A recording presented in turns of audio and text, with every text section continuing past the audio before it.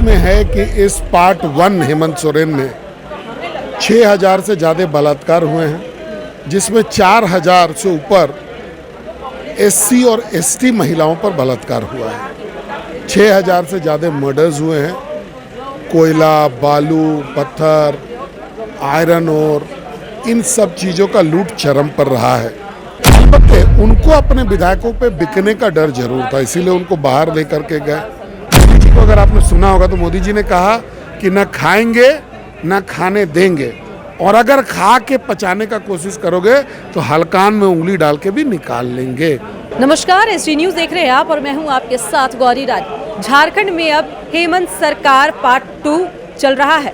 हमारे साथ इस मुद्दे पर बात करने के लिए मनीष जायसवाल हैं, बीजेपी से विधायक है। सर, सबसे पहले यही जानना चाहेंगे कि हेमंत सोरेन सरकार पार्ट 2 शुरू हो चुकी है। आपको क्या लगता है चंपई सोरेन के लिए ये कितना चैलेंजिंग होने वाला है 9 महीने का कार्यकाल जो बचा है? देखिए, अगर आप इतिहास को देखेंगे तो इतिहास में है कि इस पार्ट 1 हेमंत सोरेन में 6000 से ज़्यादा बलात्कार हुए हैं, जिसमें 4000 से ऊपर एससी और एसटी महिलाओं पर बलात्कार हुआ है। 6000 से ज़्यादा मर्डर्स हुए हैं। कोयला, बालू, पत्थर, आयरन और इन सब चीज़ों का लूट चरम पर रहा है। थाना में एफआईआर के लिए पैसा लिया जा रहा है। म्यूटेशन के लिए प्रति डिसमिल रेट दर तय है। ये हेमंत सोरेन पार्ट 1 की उपलब्धि थी। अब पार्ट 2 अगर इसी को आगे बढ़ाया जाएगा तो क्या ये 6000 से जो बलात्कार हुआ ये बढ़ जाएगा? क्या ये जो हत्याएं हुई ये बढ़ जाएंगी, या ये जो लूट है वो बढ़ेगी? ये पार्ट 1 पार्ट 2 की बात कर रहे हैं। सत्ता पक्ष का भी उतना ही दायित्व होता है जितना विपक्ष का होता है। आप लोग विपक्ष में, विपक्ष क्या कर रही है? विपक्ष का भी तो ये जिम्मेवारी है कि वो सरकार को बताए, प्रोटेस्ट करे, एक्शन ले। देखिए, सत्ता पक्ष का दायित्व ज़्यादा होता है, उनको करना रहता है।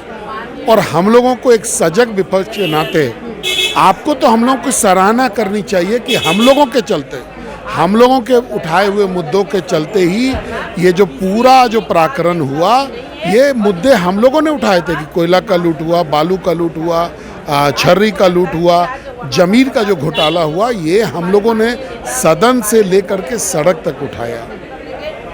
जो 2 दिन का विशेष सत्र आहूत किया गया, ये 2 दिन का विशेष सत्र लोकसभा में कितना इसका इम्पैक्ट पड़ेगा, आपको क्या लगता है? देखिए,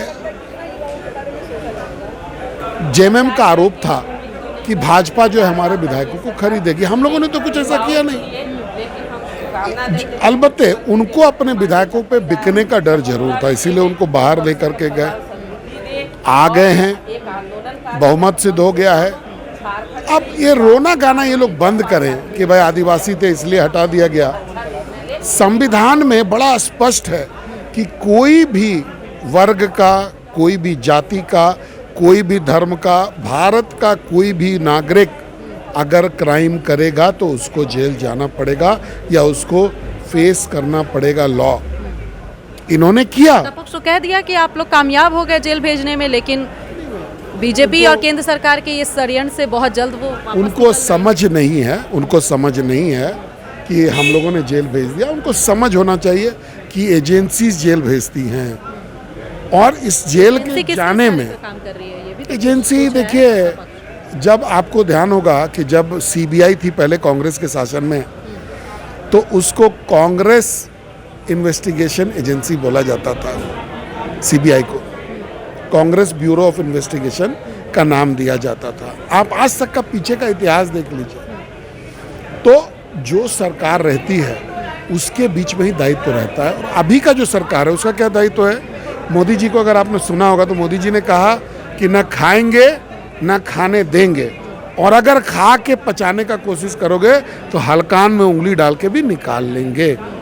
वही हो रहा है। आज इन्होंने आदिवासियों की जमीन लूटी है। आज इन्होंने, ऐसा नहीं इनके बढ़ने से कोई आदिवासी बढ़ गया, ऐसा नहीं है, बिल्कुल नहीं है। आखिरी सवाल, एक बड़ा सवाल है, विपक्ष के जो तेवर बता रहे हैं, विपक्ष का जो चेहरा बता रहा है कि हेमंत सोरेन के भाषण के बाद से थोड़े नर्म हुए हैं और बैकफुट पर बीजेपी है, सीधे तौर पर कांग्रेस को टारगेट कर रही है, लेकिन जेएमएम को एक शब्द नहीं कह रही है। देखिए, ऐसा कुछ भी नहीं है। जेएमएम को हम लोग सावधान जरूर करना चाह रहे हैं। देखिए ये मुख्यमंत्री नए हैं, अभी आए हैं, हम लोग का दायित्व तो बनता है इनको सावधान भी करना। इन पर कोई आरोप नहीं है आज के दिन पर, करने का मकसद कि बीजेपी में आ उनको हम लोगों को ये बताना है कि जिनके साथ आप बैठे हुए हैं, हेमंत जी को उनके सलाहकारों ने डुबाया, उनकी सहयोगी पार्टियों ने डुबाया। ये जो दोहन हो रहा था उनको कांग्रेस की तरफ से, आरजेडी की तरफ से, ये जो पैसा पहुंचाने की जो बात चल रही थी, उसी के ये बीजेपी को हेमंत सोरेन का सिंपैथी मिल रहा है। जी नहीं, बिल्कुल नहीं। लेकिन हम लोगों को नया मुख्यमंत्री को सचेत करना भी हमारा धर्म है और बीजेपी वो धर्म कर रही है, सचेत कर रही है कांग्रेसियों से। अभी आप लोग एक चीज और देखिएगा कि एक महिला विधायक ने कांग्रेस की और अपनी संस्कृति को वहां बड़े अच्छे से उजागर किया।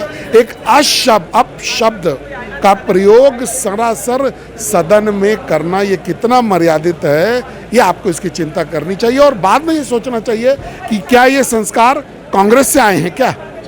बहुत शुक्रिया। हमारे साथ इस वक्त बीजेपी विधायक मनीष जायसवाल बात कर रहे थे, जिन्होंने तमाम मुद्दे पर अपनी बात कही। मैं गौरी रानी, द हिस्ट्री न्यूज़ के लिए रांची से।